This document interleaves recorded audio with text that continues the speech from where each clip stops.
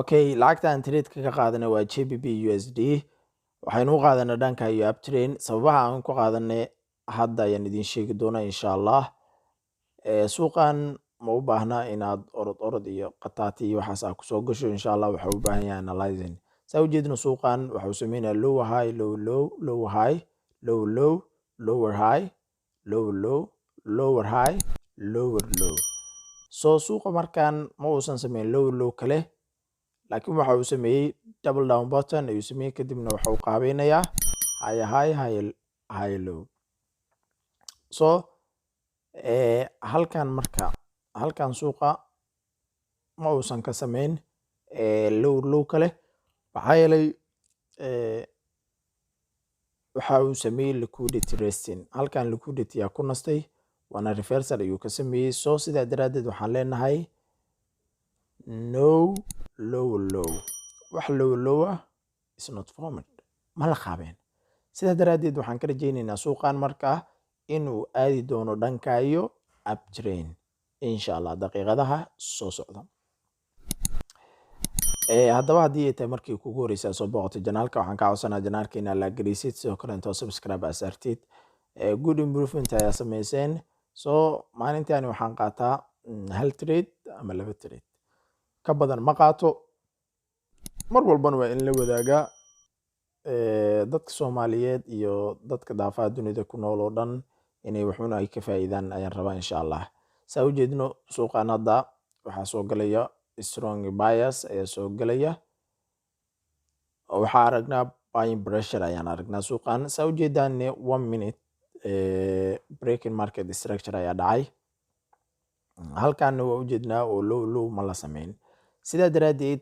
waxaan rajaynaynaa 95% in suuqan uu aadi doono dhanka iyo uptrain waana good reason aan ku buy gareynay aynu eegno waxa dhaca daqiiqadaha soo socda still so far waxaan haysanaa 1 minute ayaa noo haray so saa u jeedinane strong green candle ayaa sameysmay I think candleskan hadda sameysmay waa retracement candle insha Allah waxaan sugi doonaa 1 strong green candle inaan helno insha Allah haddii aan heli weyno it means waxay ka dhigan tahay suuqu inuu galay xaalad consolidation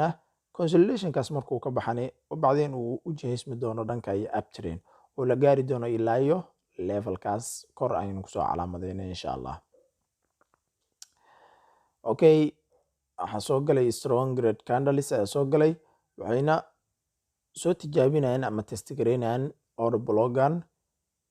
week order block laakiin ma ahan order block xooggan okay suuqa lowgii uu dambeeyay waa kan so strong downtrend waa suuqan saa u jeedno okay waxaynu maraynaa candlekii u dambeeyay aynu eegno waxa dhaca insha Allah iyo siday wax ku dhamaadaan halkan ayaa wacneed inaan ka qaadano please wait 2 or 3 retracement candles xaaladan caynkan oo kale intooda suuqu waxa uu gali rabaa xaalad consolidation ama jahwareer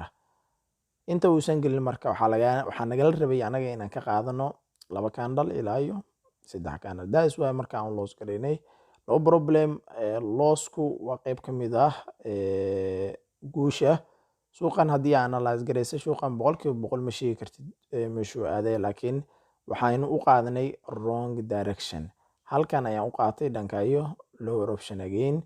waxaynu arki doonaa waxa ka dhashay insha Allah waxaynu u qaadanay dhanka iyo lower option ayaan u qaadanay waxa soo galay xoogaa buyers sida u jeedaanba bacdeen waxa imaaday strong sellers lacagtu waa lacagtii isla lacagtii waa JBP USD sidoo kale intood candlekii u dambeeyay waa kan candlekan redka waaye sidoo kale intoodna retracementkii aan qaadanay ka ayuu ahaa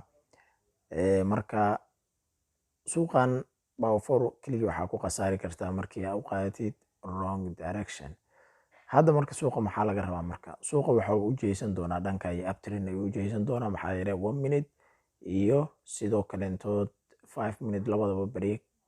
break market structure ayuu sameeyay maxaa yeelay high ayuu halkan ka sameeyay 1 minute sida wada ogsoonaayeen M5 lower low ma uusan sameyn markii u dambeysay sidaas ayaanan ugu qaatay dhanka lower option maxaa yeelay waxaa la dhamaystirayay void ama order block. Order blockgaas markii la dhamaystiro suuqa waxa uu jeysan doonaa labadan candle ee greenka ah waxay suuqa u diyaarinayaan in suuqa uu aadi doono uptrend jihooyinka soo socda insha Allah. Marka waxaa idiin rajeynaa horumar iyo baraare hadduu Ilaahay ka raali noqdo. Saa ujeedaan halkan waxaa la dhamaystirayay order blockgan ayaa la dhamaystirayay suuqana waxa uu jeysan doonaa dhanka uptrend insha Allah.